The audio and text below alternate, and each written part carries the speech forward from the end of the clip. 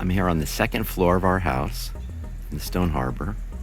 It's looking south, panning across to the beach side, which is a block away, to the east, north, and then right back here to the roof. So it rained a little bit last night, which is great because with the salt air, occasionally there's just a little bit of buildup on the panels. So the moisture helps keep it clean.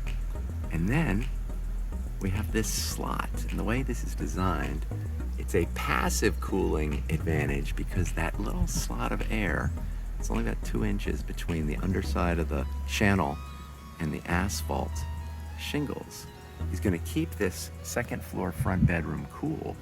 A little bit cooler, a little bit less electricity needed for the air conditioning, and it's a passive shading that will create a benefit as we move towards the net zero target.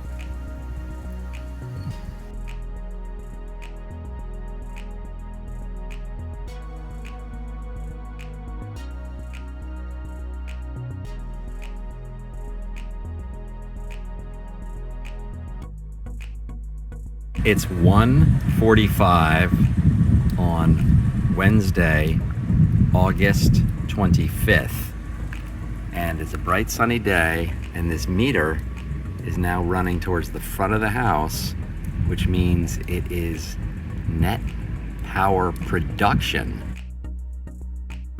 We are producing more power, even with the air conditioning system on, than we are using.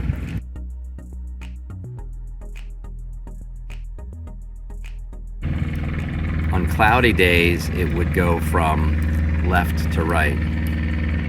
Pretty cool.